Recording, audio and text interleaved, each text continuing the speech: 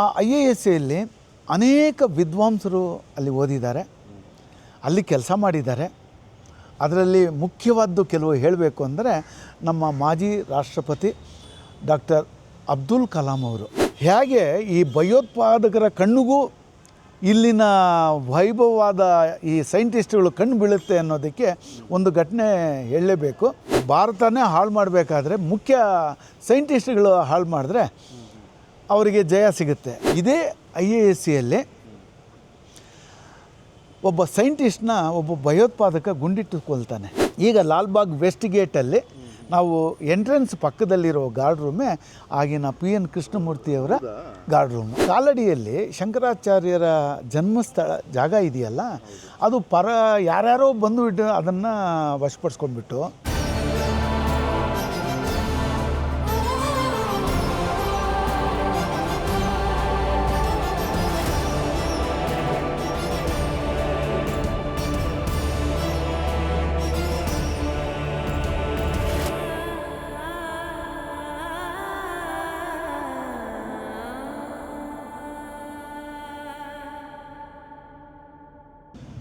ನಾವೀಗ ಬೆಂಗಳೂರಿನ ಇತಿಹಾಸನ ಕೆದಕ್ಕೊಂಡು ಈಗ ದಿವಾನರ ಆಡಳಿತಕ್ಕೆ ಬಂದಿದ್ದೀವಿ.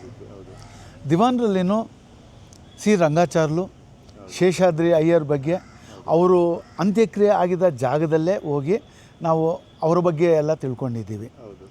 ಮತ್ತು ಇಲ್ಲೇ ಪಕ್ಕದಲ್ಲೇ ಕುಮಾರ ಪಾರ್ಕಲ್ಲೇ PN ಕೃಷ್ಣಮೂರ್ತಿ ಅವರ ಬಂಗಲೆ ಇದೆ.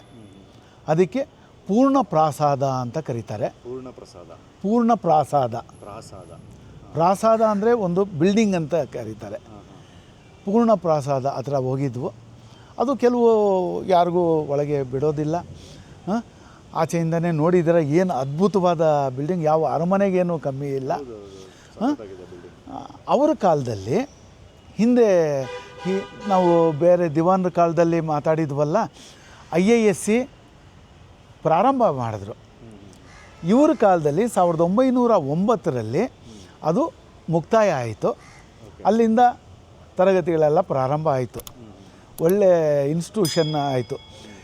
ನನಗೆ ತಿಳಿದ ಮಟ್ಟಿಗೆ ಭಾರತದಲ್ಲಿ ಇರುವಂಥ ಎಲ್ಲ ಈ ಇನ್ಸ್ಟಿಟ್ಯೂಟ್ಗಳನ್ನ ಒಂದು ಲೆಕ್ಕಾಚಾರವಾಗಿ ಇದು ಮಾಡ್ತಾರೆ. ಏನು ಅಂತಂದರೆ ಗ್ರೇಡ್ ಕೊಡ್ತಾರೆ. ಇಡೀ ಭಾರತದಲ್ಲೇ ಬೆಸ್ಟ್ ಇನ್ಸ್ಟಿಟ್ಯೂಷನ್ ಯಾವುದು ಅಂತೇಳಿ. ಆ ಥರ ಕೆಲವು ವರ್ಷಗಳ ಹಿಂದೆ ನನಗೆ ಗೊತ್ತಿರೋ ಮಟ್ಟಿಗೆ ಒಂದು 7ನೇ ಸ್ಥಾನದಲ್ಲಿತ್ತು IASC ಭಾರತದಲ್ಲಿ. ಆದರೆ ಈ ವರ್ಷ ಇತ್ತೀಚೆಗೆ ಅಷ್ಟೇ ಒಂದು ಸರ್ವೆ ಇದರಲ್ಲಿ ಭಾರತದ ಬೆಸ್ಟ್ ಇನ್ಸ್ಟಿಟ್ಯೂಷನಲ್ಲಿ ನಂಬರ್ 1ನಲ್ಲಿ ಕೂತ್ಕೊಳ್ಳುತ್ತದು. ಈ ವರ್ಷ ಪ್ರತಿ ವರ್ಷವೂ ಒಂದೊಂದು ಇನ್ಸ್ಟಿಟ್ಯೂಷನ್ನು ಅಲ್ಲಿ ರ್ಯಾಂಕಿಂಗ್ ಕೊಡ್ತಾರೆ. ಈ ವರ್ಷ ನಾನು ಇತ್ತೀಚೆಗೆ ಓದಿದ್ದೀನಿ, ಅದು ಭಾರತದ ನಂಬರ್ 1 ಇನ್ಸ್ಟಿಟ್ಯೂಷನ್ನು, ಸೈನ್ಸ್ ರಿಲೇಟೆಡ್ ಅಲ್ಲಿ. ಹೌದು.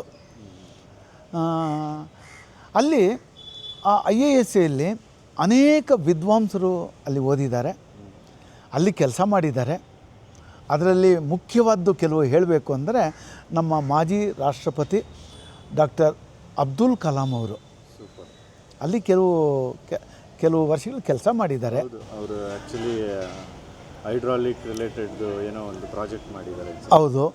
ಆಮೇಲೆ ಸರ್ CV ರಾಮನ್ ಅದೇ ಇನ್ಸ್ಟಿಟ್ಯೂಷನ್ನಲ್ಲೇ ಅವರು ಕೆಲಸ ಮಾಡಿದ್ದಾರೆ.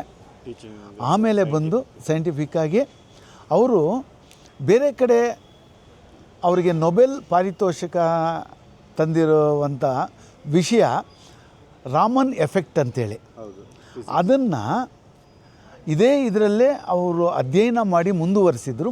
ಮುಕ್ತಾಯ ಮಾಡಿದ್ದು ಇಲ್ಲೇ IASCಯಲ್ಲಿ ಒಂದು ರಾಮನ್ ಎಫೆಕ್ಟ್ನ ರಿಸರ್ಚ್ ಮಾಡಿರೋದು, ಅದನ್ನು ಅನ್ವೇಷಣೆ ಮಾಡಿರೋದು. ಹೌದು.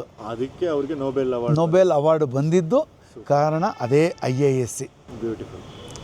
ಅದಕ್ಕೆ ಬಂದು ಒಂದು ಇಲ್ಲೇ ಸೆಂಟ್ರಲ್ ಕಾಲೇಜ್ ಅಂತ ಇದೊಂದು ಸ್ಕೂಲಲ್ಲಿ ಅದನ್ನು ಅವರು ಪ್ರಸ್ತುತಪಡಿಸಿರೋದು ಮೊಟ್ಟ ಮೊದಲ ಬಾರಿಗೆ. ಅಂತಹ ಹೆಮ್ಮೆ ನಮ್ಮ ಬೆಂಗಳೂರಿಗೆ ಸಿಗುತ್ತೆ ಅಂತಂದರೆ ನಾವೆಲ್ಲ ಹೆಮ್ಮೆ ಪಡುವಂಥ ವಿಷಯ. ಹೌದು ಸರ್, ಇವತ್ತಿಗೂ ಅಂಥ ಒಂದು ಜಾಗದಲ್ಲಿ ಅಷ್ಟು ದೊಡ್ಡದೊಂದು ಇನ್ಸ್ಟಿಟ್ಯೂಷನ್ ನೋಡಿದ್ರೇ ನಮಗೆ ತುಂಬ ಖುಷಿ ಆಗುತ್ತೆ. ಹೌದು. ಹೇಗೆ ಈ ಭಯೋತ್ಪಾದಕರ ಕಣ್ಣಿಗೂ ಇಲ್ಲಿನ ವೈಭವವಾದ ಈ ಸೈಂಟಿಸ್ಟ್ಗಳು ಕಣ್ಣು ಬೀಳುತ್ತೆ ಅನ್ನೋದಕ್ಕೆ ಒಂದು ಘಟನೆ ಹೇಳಲೇಬೇಕು. ಅಂದರೆ ಬೇರೆ ದೇಶದ ಭಯೋತ್ಪಾದಕರು ಭಾರತನೇ ಹಾಳು ಮಾಡಬೇಕಾದ್ರೆ ಮುಖ್ಯ ಸೈಂಟಿಸ್ಟ್ಗಳು ಹಾಳು ಮಾಡಿದ್ರೆ ಅವರಿಗೆ ಜಯ ಸಿಗುತ್ತೆ, ಅವರು ಅಂದ್ಕೊಂಡಿರೋದಾಗುತ್ತೆ ಅಂಥೇಳಿ ಇದೇ IIScಯಲ್ಲಿ ಒಬ್ಬ ಸೈಂಟಿಸ್ಟ್ನ ಒಬ್ಬ ಭಯೋತ್ಪಾದಕ ಗುಂಡಿಟ್ಟು ಕೊಲ್ತಾನೆ. ಅವರು ಪ್ರೊಫೆಸರ್ ಪೂರಿ ಅಂತೇಳಿ, ಅವರು ದೆಹಲಿಯಿಂದ ಬಂದಿದ್ದರು. ಇಡೀ ಭಾರತಕ್ಕೆ ದೊಡ್ಡ ಸೈಂಟಿಸ್ಟ್ ಅವರು. ಅವ್ರನ್ನ ಟಾರ್ಗೆಟ್ ಮಾಡಿ IIScಲ್ಲಿ ಫೈರಿಂಗ್ ನಡೆದು ಆತ ತೀರ್ಕೊಂಡು ಬಿಡ್ತಾರೆ. ಆಮೇಲೆ ಭಯೋತ್ಪಾದಕರು ಸಿಕ್ಕಾಕೊಂಡ್ರು. ಅವರ ದುಷ್ಕೃತ್ಯಗಳು ಯಾವ್ಯಾವ್ದು ಇತ್ತು ಅಂತಂದರೆ ವಿಧಾನಸೌಧ, ಕೆಲವು ಸಾಫ್ಟ್ವೇರ್ ಕಂಪ್ನಿಗಳನ್ನೆಲ್ಲ ಉಡಾಯಿಸೋ ಪ್ರಯತ್ನ ಮಾಡಿದರು. ಆದರೆ ಅಲ್ಲಿಗೆ ಸಿಕ್ಕಾಕ್ಕೊಂಡ್ರು. ಅದು ಸಕ್ಸಸ್ ಆಗಲಿಲ್ಲ ಅವರಿಗೆ, ಭಯೋತ್ಪಾದಕರಿಗೆ. ಆದರೆ ಬಟ್ ಅವರನ್ನು ಸಾಯಿಸಿದ್ರು ಗುಂಡಿಕ್ಕಿ. ಅವರು ಪ್ರೊಫೆಸರ್ ಪೂರಿ ಅಂತೇಳಿ ಅವರು ಸಾಯಿಸಿದ್ರು. ಅದು ಅದೇ IIScಯಲ್ಲೇ ನಡೆದಿರೋದು ಕೆಟ್ಟ ಘಟನೆ. ನಾವೇನು ನೋಡ್ತೀವಿ ಆ ಘಟನೆದ್ದು ನೀವು ಹೇಳಿದ್ದೀವಾಗ. ಹೌದು. ಸೊ ಅವ್ರು ನೆಕ್ಸ್ಟ್ ಟಾರ್ಗೆಟ್ಗಳಿಗೆ ಹೋಗೋದಕ್ಕಿಂತ ಮುಂಚೆ ಬಂಧಿಸಿ ಅದನ್ನು ವಿಫಲಗೊಳಿಸಿದ್ರು. ಆದರೆ ಅಂತಹ ಒಳ್ಳೆ ಸೈಂಟಿಸ್ಟ್ನ ನಾವು ಕಳ್ಕೊಂಡ್ಬಿಟ್ಟಿದ್ದೀವಿ. ಇನ್ನೊಂದು ಘಟನೆ ನಿಮಗೆ ಹೇಳಲೇಬೇಕು. ಇದು ಎಲ್ಲರೂ ತಿಳ್ಕೊಳ್ಳೇಬೇಕಾಗಿರೋ ವಿಷಯ. ನೀವು ಇಲ್ಲೇ ಪಕ್ಕದಲ್ಲೇ ಪೂರ್ಣಪ್ರಸಾದ ಕಟ್ಟಡ ನೋಡಿದ್ದೀವಿ. ಅದು ಈಗ ಅವರು ಖಾಸಗಿ ಸೊತ್ತಾಗಿದೆ, ಕುಟುಂಬದವರ ಸೊತ್ತಾಗಿದೆ. ಆದರೆ ನನ್ನ ಅಂದಾಜಿನ ಪ್ರಕಾರ ಕೃಷ್ಣಮೂರ್ತಿಯವರು ದಿವಾನ್ ಪೂರ್ಣಯ್ಯ ಅವರ ಮೊಮ್ಮಗ ಅಂತ ಅಂದ್ಕೊಂಡಿದ್ದೀನಿ ನಾನು. ಅವರು ದಿವಾನ್ ಪದವಿಯಲ್ಲೇ ಮೊದಲು ಇದ್ದರು ಪೂರ್ಣಯ್ಯ ಅವರು, ಅವರ ಮೊಮ್ಮಗ ಇರಬಹುದು ಅವರು. ಅಲ್ಲಿ ಈ ಒಂಥರ ಬಂಗ್ಲೆ ಇದೆಯಲ್ಲ, ಆಚೆ ಒಂದು ಗಾರ್ಡ್ ರೂಮ್ ಇತ್ತು. ಅವ್ರ ಮನೆ ಆಚೆ ಗಾರ್ಡ್ ರೂಮ್ ಇತ್ತು. ತುಂಬ ಗಾರ್ಡ್ ರೂಮೇ ಎಷ್ಟು ಅದ್ಭುತವಾಗಿ ಡಿಸೈನ್ ಮಾಡಿದರು. ಆ ರಸ್ತೆ ಅಗಲೀಕರಣ ಆಗಬೇಕಾಗಿತ್ತು. ಆಗ ಆ ಗಾರ್ಡ್ ರೂಮ್ನ ಒಡೆದಾಕೋ ಪರಿಸ್ಥಿತಿ ಬಂತು.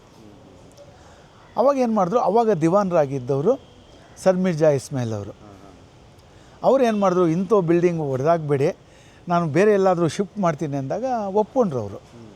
ಅವ್ರ ಕುಟುಂಬದವರೆಲ್ಲ ಒಪ್ಕೊಂಡ್ರು.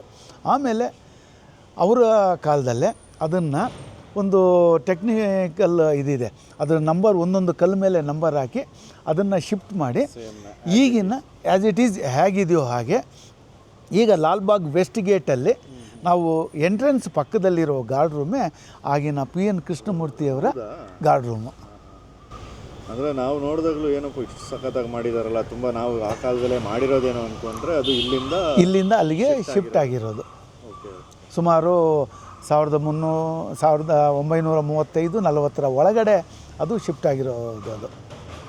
ಹೀಗೆ ಇವರು ಅಷ್ಟೇ ಅನೇಕ ಜನೋಪಕಾರಿ ಕೆಲಸಗಳು ಮಾಡಿದ್ದಾರೆ. ಮತ್ತು ನಾನು ಈ ದಿವಾನರ ಬಗ್ಗೆ ಹೇಳಬೇಕು ಅಂತಂದರೆ ಬೆಂಗಳೂರಿಗೆ ಸೀಮಿತವಾಗಿರೋ ವಿಷಯಗಳನ್ನ ಮಾತ್ರ ನಾನು ಹೇಳ್ತಾ ಇದ್ದೀನಿ. ಯಾಕೆಂತಂದರೆ ಅವರು ಮಾಡಿರೋ ಕೆಲಸಗಳೆಲ್ಲ ಹೇಳ್ಕೊಂಡು ಹೋಯ್ತು ಅಂತಂದರೆ ಅವರು ರಾಜ್ಯಕ್ಕೆ ಮಾಡಿದ್ದಾರೆ. ನಮಗೆ ಇಲ್ಲಿ ಬೆಂಗಳೂರಿಗೆ ಸೀಮಿತ ಮಾಡ್ಕೊಳ್ಳೋಣ ನಾವು. ಅದರಿಂದ ಬೆಂಗಳೂರಿಗೆ ಸಂಬಂಧಪಟ್ಟಿದ್ದು ಮಾತ್ರ ನಾನು ಹೇಳ್ಕೊಂಡು ಹೋಗ್ತಾ ಇದ್ದೀನಿ. ಈ PN ಕೃಷ್ಣಮೂರ್ತಿಯವರು ಆದ ನಂತರ ನಮಗೆ ದಿವಾನರಾಗಿ ಬಂದವರು ಬಂದು VP ಮಾಧವರಾವ್ ಅಂತೇಳಿ. VP ಮಾಧವರಾವ್ ಅಂದರೆ ನಾವು ಮಾಧವರಾವ್ ಸರ್ಕಲ್ಲು, ಮಾಧವರಾವ್ ಪಾರ್ಕು ಇವೆಲ್ಲ. ಹೌದು ಮಾಧವರಾವ್ ಹೌದು. ಈ ಹಿಂದೆ ಕಾಣ್ತಾ ಇದೆಯಲ್ಲ, ಇದೇ ಅವರ ಮನೆ. ಸೂಪರ್. ಈ ಮನೆಗೆ ಹೆಸರು ಪಠಾಣ್ ಭವನ್ ಅಂತೇಳಿ. ಪಠಾಣ್ ಭವನ್ ಅಂತ ನೋಡಿ, ಏನು ಅದ್ಭುತವಾಗಿದೆ. ಇಲ್ಲಿನ ಒಂದೊಂದು ಕಂಬಗಳೂ ಆಗಿನ ಕಲಾತ್ಮಕತೆಯನ್ನು ನಮಗೆ ತೋರಿಸ್ಕೊಡುತ್ತೆ. ಹೌದು ಸರ್, ಒಂದೊಂದು ಲೈಟ್ ಕಂಬಗಳೇ ಅಷ್ಟು ಚೆನ್ನಾಗಿದ್ದಾವೆ. ಆ್ಯಕ್ಚುಲಿ ಅರಮನೆ ಒಳಗಿದ್ದಂಗೆ ಇದೆ. ಹೌದು. ಇದು ಇತ್ತೀಚೆಗೆ ಅಷ್ಟೇ ಇದು ಬೇರೆಯವರು ತಗೊಂಡಿದ್ದಾರೆ ಅವರಿಂದ ದಿವಾನ್ ಫ್ಯಾಮಿಲಿಯಿಂದ. ನಿಮಗೆಲ್ಲ ಗೊತ್ತಿರ್ಬೋದು, ಕರ್ನಾಟಕದಲ್ಲೇ ಚಲನಚಿತ್ರ ರಂಗದಲ್ಲಿ ಹೆಸರುವಾಸಿಯಾದ KCN ಬ್ಯಾನರ್ ಅಂತ ಇದೆ. KCN ಗೌಡ್ರು ಇದನ್ನು ತಗೊಂಡ್ರು. KCN ಗೌಡ್ರ ಕಾಲದಲ್ಲೇ ಇದನ್ನು ದಿವಾನರಿಂದ ಪರ್ಚೇಸ್ ಮಾಡಿರೋದಾಗದು. ಹೌದು, ಅವರು ವಂಶಸ್ಥರಿಂದ ತಗೊಂಡಿರ್ಬೋದು ಅಂತ ಅಂದ್ಕೊತೀನಿ. ಅದಾದನ್ನು ಇತ್ತೀಚಿನವರೆಗೂ KCN ಚಂದ್ರು ಅವರು ಈ ಮನೆಯಲ್ಲಿದ್ದರು. ಈಗ ಅವರದೇ ಸೊತ್ತು ಇದು. ಅದಕ್ಕೆ ಕೆಲವು ದಿವಸ ಇದು ಒಂದು ಟಿ ವಿ ಚಾನಲ್ ಕೂಡ ಕೊಟ್ಟಿದ್ದರು ಇದನ್ನು. ಈಗೇನೂ ಇಲ್ಲ, ಈಗ ಅವ್ರ ಕುಟುಂಬದವರೇ ಕೆಲವರು ಇದ್ದಾರೆ, ಅವ್ರದ್ದೇ ಸೊತ್ತಿದು. ಆಮೇಲೆ ಇವ್ರದ್ದು ಇನ್ನೊಂದು ಘಟನೆ ನಾನು ಹೇಳಲೇಬೇಕು. ಇವರು ಬೆಂಗಳೂರಲ್ಲಿ ಇದ್ದರೇನು ಕೇರಳದಲ್ಲಿ ಒಂದು ಒಳ್ಳೆ ಕೆಲಸ ಮಾಡ್ತಾರೆ ಇವರು. ಕೇರಳದಲ್ಲಿ ನೀವೆಲ್ಲ ಶಂಕರಾಚಾರ್ಯರ ಮೂಲ ಸ್ಥಾನ ಯಾವುದು ಅಂತಂದರೆ ಎಲ್ರಿಗೂ ಗೊತ್ತಿದೆ, ಕಾಲಡಿ ಅಂತೇಳಿ. ಕಾಲಡಿಯಲ್ಲಿ ಶಂಕರಾಚಾರ್ಯರ ಜನ್ಮಸ್ಥಳ ಜಾಗ ಇದೆಯಲ್ಲ, ಅದು ಯಾರ್ಯಾರೋ ಬಂದುಬಿಟ್ಟು ಅದನ್ನು ವಶಪಡಿಸ್ಕೊಂಡ್ಬಿಟ್ಟು, ಅದು ಬಂದುಬಿಟ್ಟು ತುಂಬ ಪವಿತ್ರವಾದ ಸ್ಥಳ. ಹಿಂದೂಗಳಿಗೆ ಶಂಕರಾಚಾರ್ಯರು ಅಂತಂದರೆ ತುಂಬ ಪವಿತ್ರವಾದ ಸ್ಥಳ. ಅದು ಯಾಕೆ ಬೇರೆಯವ್ರದ್ದು ಅಂತ ಇವರು ಖುದ್ದು ಆಸಕ್ತಿ ವಹಿಸಿ ಹೋಗಿ ಅವ್ರನ್ನೆಲ್ಲ ಖಾಲಿ ಮಾಡಿಸಿ ಅವರು ಹುಟ್ಟಿದ ಜಾಗ ಇದೆಯಲ್ಲ ಅಲ್ಲಿ ಒಂದು ಸ್ಮಾರಕ ನಿರ್ಮಿಸಿದ್ದಾರೆ. ತುಂಬ ಚೆನ್ನಾಗಿ ಮಾಡಿದ್ದಾರೆ. ಹೌದು, ನೀವು ನೋಡಿರಬೇಕು ಅದನ್ನು. ಆಮೇಲೆ ಅವರ ತಾಯಿಗೆ ಅದೇ ಒಂದು ಚಿಕ್ಕ ದೇವಸ್ಥಾನ ಥರ ಕಟ್ಟಿದ್ದಾರೆ. ಮತ್ತು ಇತ್ತೀಚೆಗಷ್ಟೇ ಅವ್ರದ್ದು ಒಂದು ದೊಡ್ಡ ಶಿಲ್ಪ ಕೂಡ ಅಲ್ಲಿ ಕೆತ್ತಿದ್ದಾರೆ. ಮತ್ತು ತುಂಬ ಆಧ್ಯಾತ್ಮಿಕವಾಗಿ ಒಳ್ಳೆ ಪವಿತ್ರ ಸ್ಥಳ ಅದು. ಅಲ್ಲಿ ಹೋದ ತಕ್ಷಣವೇ ನಮಗೆ ಧ್ಯಾನ ಮಾಡಬೇಕು, ಮನಸ್ಸು ಒಂಥರ ಉಲ್ಲಾಸಭರಿತವಾಗಿರುತ್ತೆ. ಅಲ್ಲೇ ಒಂದು ಎತ್ತರವಾದ ಇನ್ನೊಂದು ಬಿಲ್ಡಿಂಗ್ ಇದೆ, ಅದರಲ್ಲಿ ಅವರ ಜೀವನದ ಕಾಲಘಟ್ಟಗಳನ್ನ ಒಂದು ಫೋಟೋಗ್ರಫಿ ಎಲ್ಲ ಇಟ್ಟಿದ್ದಾರೆ. ಮಂಟಪದ ಟವರ್ ಥರ ಮಾಡಿದ್ದಾರೆ. ಸುಮಾರು 8-10 ಅಂತಸ್ತಿದೆ, ಮೇಲೆವರೆಗೂ ನಡ್ಕೊಂಡೇ ಹೋಗಬೇಕು. ಒಂದೊಂದು ಹಂತಗಳ ಅವರ ಸಾಧನೆಗಳನ್ನ ನಾವು ನೋಡ್ಬೋದು. ಅವರು ನಮ್ಮ ಹಿಂದೂ ಸಂಪ್ರದಾಯನ ಇಡೀ ವಿಶ್ವಕ್ಕೆ ಪರಿಚಯಿಸಿದವರು ಅವರು. ಭಾರತದಾದ್ಯಂತ ಅವರು ಕಾಲ್ನಡಿಗೆಯಲ್ಲಿ ಹೋಗ್ತಾರೆ, ಅನೇಕ ದೇವಸ್ಥಾನಗಳನ್ನ ಕಟ್ಟಿದ್ದಾರೆ. ನಾವು ಶೃಂಗೇರಿಯಲ್ಲಿ ನೋಡೋ ಶಾರದಾದೇವಿ ದೇವಸ್ಥಾನನೂ ಅವರೇ ಕಟ್ಟಿರೋದು. ಅವರು ನಮಗೆ ತುಂಬ ಕನ್ನಡಿಗರಿಗೆ ಚೆನ್ನಾಗಿ ಪರಿಚಯ ಆಗಿದೆ. ಹೌದು, ಈ ಥರ ನಮ್ಮ ದೇವಸ್ಥಾನಗಳನ್ನೆಲ್ಲ ಉದ್ಧಾರ ಮಾಡಿದವರು ಶಂಕರಾಚಾರ್ಯರು. ಅವರ ಮೂಲ ಸ್ಥಾನನ ಇಂಪ್ರೂವ್ ಮಾಡಿದ್ದು ನಮ್ಮ BP ಮಾಧವರಾವ್ ಅವರು. ನೆಕ್ಸ್ಟ್ ನಮಗೆ ದಿವಾನರಾಗಿ ಬಂದವರು ಟಿ ಆನಂದರಾವ್ ಅಂತೇಳಿ, ಸರ್ಕಲ್ ಅಂತೇಳಿ. ಪೂರ್ತಿ ಹೆಸರು ತಂಜಾವೂರು ಆನಂದರಾವ್ ಅಂತೇಳಿ. ಅವರ ಕಾಲದಲ್ಲಿ ನಡೆದ ಮುಖ್ಯವಾದ ಘಟ್ಟ ಏನು ಅಂತಂದರೆ ನಮಗೆಲ್ಲ ಒಂದು ಒಳ್ಳೆ ಕೊಡುಗೆ ಕೊಟ್ಟಿದ್ದಾರೆ ಅವರು. ಏನಪ್ಪ ಅಂತಂದರೆ ಸರ್ ಎಂ ವಿಶ್ವೇಶ್ವರಯ್ಯ ಅವರು ಮುದ್ದೇನಹಳ್ಳಿಯಲ್ಲೇ, ಚಿಕ್ಕಬಳ್ಳಾಪುರ ಪಕ್ಕದಲ್ಲಿ ಮುದ್ದೇನಹಳ್ಳಿಯಲ್ಲಿ ಹುಟ್ಟಿದ್ರು. ಅಲ್ಲೇ ಚಿಕ್ಕಬಳ್ಳಾಪುರದಲ್ಲೇ ಅವರು ವಿದ್ಯಾಭ್ಯಾಸ ಮಾಡಿ ಪೂನಾದಲ್ಲಿ ಇಂಜಿನಿಯರಿಂಗ್ ಮಾಡಿದ್ರು. ಪೂನಾದಲ್ಲಿ ಇಂಜಿನಿಯರಿಂಗ್ ಮಾಡಿ ಪೂನಾದಲ್ಲೇ ಅವರು ಕೆಲಸ ಮಾಡಿ ಪೂನಾದಲ್ಲೂ ಅನೇಕ ಡ್ಯಾಮ್ಗಳೆಲ್ಲ ಕಟ್ಟಿ ಅಲ್ಲಿ ಇಂಜಿನಿಯರ್ ಆಗಿದ್ದರು ಅವರು. ಅವ್ರನ್ನ ಇವರು ಆನಂದರಾವ್ ಕಾಲದಲ್ಲೇ ಅಲ್ಲಿಂದ ಬಂದು ಇಲ್ಲಿ ನಮ್ಮ ಮೈಸೂರು ರಾಜ್ಯದಲ್ಲಿ ಕೆಲಸ ಬಾ ಅಂತೇಳಿ ಅವರ ಮನವೊಲಿಸಿ ಇಲ್ಲಿ ಚೀಫ್ ಇಂಜಿನಿಯರ್ ಆಗಿ ಅವ್ರನ್ನ ಅಪಾಯಿಂಟ್ ಮಾಡಿದ್ರು. ಇದು ನಮ್ಮ ಬೆಂಗಳೂರಿಗೆ ಮತ್ತು ನಮ್ಮ ಮೈಸೂರು ರಾಜ್ಯಕ್ಕೆ ಕೊಟ್ಟ ಒಳ್ಳೆ ಕೊಡುಗೆ ಅಂತ ನಾನು ಅಂದ್ಕೊಂಡಿದ್ದೀನಿ. ಅವರಿಗೆ ದೊಡ್ಡ ಕೆಲಸ ಕೊಟ್ಟಿದ್ದು ಅಂದರೆ ನಮ್ಮ ಕೃಷ್ಣರಾಜ ಸಾಗರ್ ಡ್ಯಾಮ್ಗೆ ಅವರು ಚೀಫ್ ಇಂಜಿನಿಯರ್ ಆಗಿ ಒಂದು ರಾಜ್ಯದ ಯಾವುದೇ ಒಂದು ಪ್ರಾಜೆಕ್ಟು ಸ್ಟಾರ್ಟ್ ಆದರೆ ಇಲ್ಲಿನ ರಾಜ್ಯದ ಚೀಫ್ ಇಂಜಿನಿಯರ್ ಇರ್ತಾರೆ, ಅವರೇ ಆ ಇದಕ್ಕೂ ಚೀಫ್ ಇಂಜಿನಿಯರ್ ಆಗಿರ್ತಾರೆ. ಹಾಗೆ ಚೀಫ್ ಇಂಜಿನಿಯರ್ ಆಗಿ ಅದನ್ನು ಕಟ್ಟೋದಕ್ಕೆ ಪ್ರಾರಂಭ ಮಾಡ್ತಾರೆ. ಮತ್ತು ಇನ್ನೂ ಅನೇಕ ಡ್ಯಾಮುಗಳೆಲ್ಲ ವಿಶ್ವೇಶ್ವರಯ್ಯ ಕಾಲದಲ್ಲಿ ಇದೆ, ಆನಂದರಾಯರ ಕಾಲದಲ್ಲೇ ಆಗುತ್ತೆ. ಈ ಆನಂದರಾವ್ ಕಾಲದಲ್ಲಿ ಇನ್ನೊಂದು ಮುಖ್ಯವಾದ್ದು ಆಯಿತು ಅಂದರೆ ಒಬ್ಬರು ದಳವಾಯಿ ದೇವರಾಜ ಅರಸ್ ಅಂತಿರ್ತಾರೆ, ಅವರ ಮಗಳು ಈ ನಾಲ್ವಡಿ ಕೃಷ್ಣರಾಜ ಅವರ ತಮ್ಮ ನರಸಿಂಹರಾಜ ಒಡೆಯರ ಹೆಂಡತಿ. ಅವರ ಹೆಸರು ಕೆಂಪು ಚೆಲುವರಾಜಮ್ಮಣ್ಣಿ ಅಂತೇಳಿ. ಅವರ ಹೆಸರಲ್ಲಿ ಒಂದು ಆಸ್ಪತ್ರೆ ಕಟ್ಟಿಸ್ತಾರೆ, ಅದೇ ಮಲ್ಲೇಶ್ವರಮಲ್ಲಿರೋ KC ಜನರಲ್ ಹಾಸ್ಪಿಟಲ್. KC ಅಂತಂದರೆ ಕೆಂಪು ಚೆಲುವರಾಜಮ್ಮಣ್ಣಿ ಆಸ್ಪತ್ರೆ ಅಂತೇಳಿ. ಮತ್ತು ಆಗ ಬೆಂಗಳೂರಲ್ಲಿದ್ದಿದ್ದು ನಾನು ಹೇಳಿದೆ, ಪದೇ ಪದೇ ಹೇಳ್ತಾ ಇರ್ತೀನಿ ನಾನು, ಯಾಕೆ ಅಂದರೆ ಅಲ್ಲಿಗೆ ವಿಸ್ತಾರ ಹೆಂಗೆ ಬೆಂಗಳೂರು ಆಗ್ತಾ ಇದೆ ಅನ್ನೋದಕ್ಕೆ ಕಾರಣ ಆಗ ಇದ್ದಿದ್ದು ಕೋಟೆ ಪೇಟೆ ಚಾಮರಾಜಪೇಟೆ ಬಸವನಗುಡಿ ಮಲ್ಲೇಶ್ವರಂ ಅದಾದ್ಮೇಲೆ ಈಗ ಮಾತಾಡ್ದಂಗೆ ಶೇಷಾದ್ರಿಪುರಂ. ಅದು ನಂತರದ ಆಗಿರೋದು. ಇಷ್ಟು ಏರಿಯಾಗೆ ಇದೇ ಆನಂದರಾವ್ ಕಾಲದಲ್ಲಿ ಒಳಚರಂಡಿ ವ್ಯವಸ್ಥೆ ಮಾಡ್ತಾರೆ. ಇಡೀ ಅಂದರೆ ಬೆಂಗಳೂರಿಗೆ ಒಳಚರಂಡಿ ವ್ಯವಸ್ಥೆ ಇವರ ಕಾಲದಲ್ಲೇ ಪ್ರಾರಂಭ ಆಗಿದ್ದು. ಮೊದಲನೇ 3 ಏರಿಯಾಗಳೇನಿದಾವೆ ಅಲ್ಲಿ ಹಿಂಗೆ ಒಳಚರಂಡಿ ವ್ಯವಸ್ಥೆಯನ್ನು ಮಾಡಿದವರೇ ಟಿ ಆನಂದರಾವ್ ಅವರು. ಈಗ ಅವ್ರ ಹೆಸರಲ್ಲಿ ನಮಗೆ ಜ್ಞಾಪಕ ಇರಬೇಕು ಅಂದರೆ ಪ್ರತಿದಿನ ಆನಂದರಾವ್ ಸರ್ಕಲ್ ಅಂತ ಇದೆಯಲ್ಲ ಮೆಜೆಸ್ಟಿಕ್ಕಲ್ಲಿ, ಅದಕ್ಕೆ ಅವ್ರ ಹೆಸರು ಇಟ್ಟಿದ್ದಾರೆ. ಈಗಲೂ ನಾವು ಮೆಜೆಸ್ಟಿಕ್ ಹೋಗ್ಬೇಕಾದ್ರೆ ಆನಂದರಾವ್ ಸರ್ಕಲಲ್ಲೇ ಹೋಗಬೇಕು. ಇವತ್ತು ಪ್ರತಿಯೊಬ್ಬರಿಗೂ ಗೊತ್ತು, ಎಲ್ಲರೂ ಬಾ ಅಂದರೆ ಆನಂದರಾವ್ ಸರ್ಕಲ್ ಅಂತ ಹೇಳ್ತಾರೆ. Anandrao circle, bus junction point ಎಲ್ಲ. ಬಟ್ ಆನಂದರಾವ್ ಕೊಡುಗೆ ಇಷ್ಟಿದೆ ಅನ್ನೋದು ತುಂಬ ಒಳ್ಳೆಯ ವಿಷಯ. ಇದಾಗ್ಬಿಟ್ಟ ಮೇಲೆ ಚೀಫ್ ಇಂಜಿನಿಯರ್ ಆಗಿರ್ತಾರಲ್ಲ ಸರ್ ಎಂ ವಿಶ್ವೇಶ್ವರಯ್ಯ ಅವರು ಮತ್ತೆ ದಿವಾನರಾಗಿ ತಗೊತಾರೆ. ಆವಾಗ ಕೆಲಸ ಮತ್ತು ಅವರ ಒಂದು ವ್ಯಕ್ತಿತ್ವವನ್ನು ಗುರುತಿಸಿ ಅವರಿಗಿಂತ ಹಿರಿಯರು ಇಲ್ಲಿ ಇನ್ನೊಬ್ರು ಇರ್ತಾರೆ, ನಂಜುಂಡಯ್ಯ ಅಂತೇಳಿ. ಅವರು ವಿಶ್ವೇಶ್ವರಯ್ಯ ಸಮಕಾಲೀನರು, ಎಚ್ ವಿ ನಂಜುಂಡಯ್ಯ ಅಂಥೇಳಿ. ಅವರು ಇಲ್ಲಿ ಬೆಂಗಳೂರಿನವರೇ, ಇಲ್ಲೇ ಮಲ್ಲೇಶ್ವರಮಲ್ಲೇ ಅವ್ರ ಮನೆ ಇದೆ. ಅವ್ರಿಗೂ ವಿಶ್ವೇಶ್ವರಯ್ಯ ಇಬ್ಬರಿಗೂ ತಗೊಳ್ಬೇಕಾದ್ರೆ ದಿವಾನಗಿರಿಗೆ ಒಂದು ಹೆಜ್ಜೆ ಮುಂದೆ ಇದ್ದರು ಎಚ್ ವಿ ನಂಜುಂಡಯ್ಯ ಅವರು. ಆದರೆ ಇವರ ಮೇಧಸ್ಸು ಎಲ್ಲ ಇವ್ರನ್ನ ಇಂಜಿನಿಯರ್ ಆಗಿ ಮಾಡಿರೋ ಕೆಲಸಗಳು ಮತ್ತು ಇವರು ಒಂದು ನಿಸ್ಪೃಹವಾಗಿ ಕೆಲಸ ಮಾಡೋ ವಿಧಾನ, ಇದೆಲ್ಲನೂ ಮೈಸೂರು ಮಹಾರಾಜರಿಗೆ ಮೆಚ್ಚಿ ಗಮನಿಸಿ ವಿಶ್ವೇಶ್ವರಯ್ಯನ ತಗೊತಾರೆ ದಿವಾನರಾಗಿ. ಆದರೆ ಮೈಸೂರು ಮಹಾರಾಜರಿಗೂ ಭಯ ಇರುತ್ತೆ ವಿಶ್ವೇಶ್ವರಯ್ಯ ಬಗ್ಗೆ. ಯಾಕೆಂದರೆ ಈ ವಿಶ್ವೇಶ್ವರಯ್ಯ ಅವರು ಯಾವುದೇ ಮುಲಾಜಿಗೂ ಬಗ್ಗೋರಲ್ಲ. ಅವರು ಏನು ಅಂದ್ಕೊಂಡಿದ್ದಾರೋ ಅದಾಗಲೇಬೇಕು. ಶಿಸ್ತಿನಲ್ಲಿ ಅವರೇ ನಾವು ನಮಗೆಲ್ಲ ಮಾದರಿ, ಇಡೀ ನಮ್ಮ ರಾಜ್ಯದವರಿಗೆ ಮಾದರಿ ಅವರು. ಸುಮಾರು ವಿಷಯಗಳಲ್ಲಿ ಅವರು ಒಂಥರ ಮಹಾರಾಜರಿಗೂ ಅವರು ಯಾವುದೇ ವಿಷಯಕ್ಕೂ ಶ್ರದ್ಧೆ ನಿಷ್ಠೆ ಇಂಥವಕ್ಕೆಲ್ಲ ಅವರು ಇವತ್ತಿಗೂ ಐಕಾನ್ ಮಾಡೋದಿಲ್ಲ. ಆ ರೀತಿ ಅಂತ ವ್ಯಕ್ತಿತ್ವ ಅವ್ರದ್ದು. ಅದು ಮೈಸೂರು ಮಹಾರಾಜರಿಗೆ ಗೊತ್ತಿತ್ತು. ಆದರೂ ಅವರ ಕೆಲಸದ ಬಗ್ಗೆ ಅವರಿಗೆ ಅತೀವ ವಿಶ್ವಾಸ ಇತ್ತು. ಅವ್ರನ್ನೇ ತಗೊಳ್ಬೇಕು ಅಂತ ಅವ್ರನ್ನೇ ದಿವಾನರಾಗಿ ತಗೊಂಡ್ರು. ಆದರೆ ಅವರು ಮೊದಲು ಮಾಡಿರೋ ಕಂಡೀಷನ್ನೇ ನಾನು ಏನು ಅಂದ್ಕೊಂಡಿದ್ದೀನೋ ಅಭಿವೃದ್ಧಿ ಕಾರ್ಯಗಳು, ಅದಕ್ಕೆ ನೀವು ಅಡ್ಡಿ ಬರಬಾರ್ದು. ಹಂಗೇನಾದರೂ ಬಂದರೆ ಅಲ್ಲೇ ನಾನು ರಾಜೀನಾಮೆ ಕೊಟ್ಟು ಹೋಗ್ತೀನಿ ಅನ್ನೋ ಕಂಡೀಷನ್ ಆಗಿ ಅವರು ಬಂದಿದ್ದು.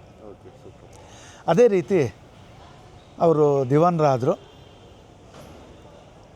ಈಗ ಇನ್ನು ಆಧುನಿಕತೆ, ಈಗ ನಾವು ಬೆಂಗಳೂರು ಯಾವ ರೀತಿ ಇಂಪ್ರೂವ್ ಆಗಿದೆ ಅಥವಾ ನಮ್ಮ ಮೈಸೂರು ರಾಜ್ಯ ಇಂಪ್ರೂವ್ ಆಗಿದೆ, ಅದಕ್ಕೆ ಕಾರಣಕರ್ತರೆ ನಮ್ಮ ವಿಶ್ವೇಶ್ವರಯ್ಯ ಅನ್ನೋದ್ರಲ್ಲಿ ಎರಡು ಮಾತಿಲ್ಲ. ಇವುಗಳ ಹಿಂದೆ ಪ್ರತಿ ದಿವಾನರ ಕೆಲಸದಲ್ಲೂ ನಾನು ಪ್ರತಿ ಸತಿ ನಾನು ಮೈಸೂರು ಮಹಾರಾಜರನ್ನ ಹೇಳ್ಕೊಂಡು ಹೋಗೋದು ಸರಿ ಬರೋದಿಲ್ಲ.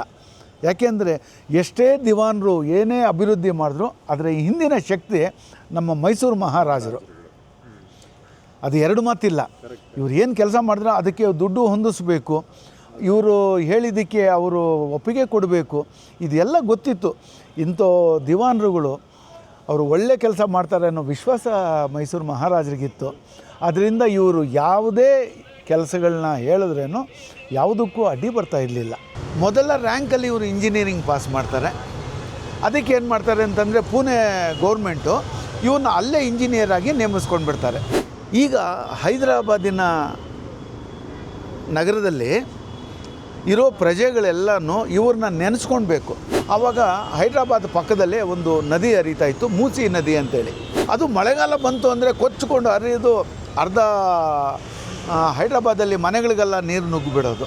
ಆವಾಗ ಹೈದರಾಬಾದ್ ನಿಜಾಮರು ಇವ್ರನ್ನ ಕರೆಸಿ ಇದಕ್ಕೊಂದು ಪರಿಹಾರ ಹುಡುಕೊಡು ಅಂದಾಗ ಆ ಡ್ಯಾಮ್ ಕಟ್ಟಿದ ನಂತರ ಇದುವರೆಗೂ ಹೈದರಾಬಾದಿಗೆ ಕುಡಿಯೋ ನೀರಿನ ಪ್ರಾಬ್ಲಮ್ ಬರಲಿಲ್ಲ. ಯಾರು ದಿವಾನರಾಗಬೇಕಾದ ಅಂತ ಕೇಳಿದಾಗ ಮೈಸೂರು ಮಹಾರಾಜರಿಗೆ ಇದ್ದ ಒಂದು ಆಯ್ಕೆನೇ ವಿಶ್ವೇಶ್ವರಯ್ಯ ಅವರು. ಅನೇಕ ಜನ ವಿರೋಧ ಮಾಡ್ತಾರೆ, ಇವರು ಸಿವಿಲ್ ಅಲ್ಲ, ಇವ್ರನ್ನ ಹೇಗೆ ಅಂತಂದರೆ ಮೈಸೂರು ಮಹಾರಾಜರೇ ಒಂದೇ ಮಾತು, ನನಗೆ ರಾಜ್ಯದ ಅಭಿವೃದ್ಧಿ ಮುಖ್ಯ.